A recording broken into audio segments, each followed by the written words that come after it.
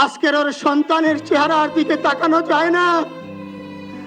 আজকের আমার মা প্রায় পাগল হয়ে যাচ্ছে, জ্ঞান হারিয়ে ফেলছে।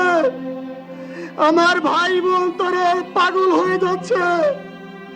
আমার 6 ভাই বোনের মধ্যে সবচেয়ে ছোট ছিল শরীফ উসমান হাদি। আজকের তার লাশ আমার কাঁধে বহন করতে হচ্ছে। আজকের আপনাদের কাছে আমার কোনো দাবি নাই, শুধু একটি দাবি।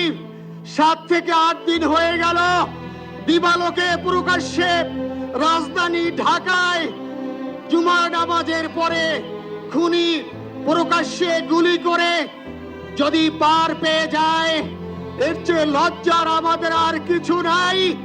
যদি বর্ডার পাস হয়ে যায়, 5 থেকে 7 ঘন্টা সময় তারা কেমন করে গেল, এই প্রশ্ন জাতির কাছে রেখে গেলাম। আমার কোনো চাওয়া পাওয়া নাই। আমার ভাই উসমান হাদি শহীদ হয়েছে, ওর শহীদি তামান্না ছিল। আপনারা ওর বক্তব্য শুনেছেন, আপনারা শহীদ উসমান হাদির টকশো শুনেছেন।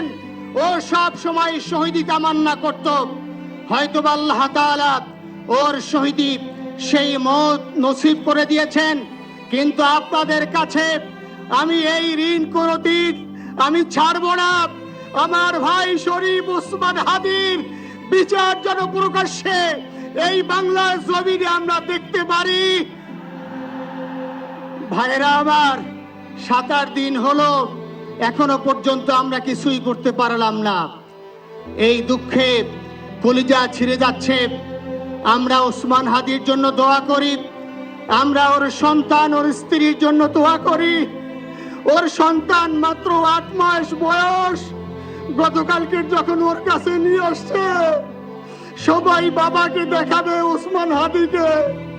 আমি বললাম কি লাভ হবে, ও তো কোনোদিন ওর বাবার চেহারা কথা বলতে পারবে না। ওর ছেলে আর কোনোদিন জানবে না যে আমার বাবা কেমন ছিল। ভাইরা আমার, ওসমান হাদি আর ফিরে আসবে না। ওসমান, তুমি দেখে যাও, লক্ষ লক্ষ জনতা, তাওহীদি জনতা তোমার জন্য পাগল। ওসমান, তুমি মরো নাই, তুমি আমাদেরকে পাগল বানাই দিয়ে গেছো। আল্লাহর কাছে আমরা সবাই দোয়া করি, আল্লাহ যেন আমার ভাই শহীদ শরীফ উসমান হাদিকে জান্নাতুল ফিরদাউসের মেহমান হিসেবে কবুল করেন।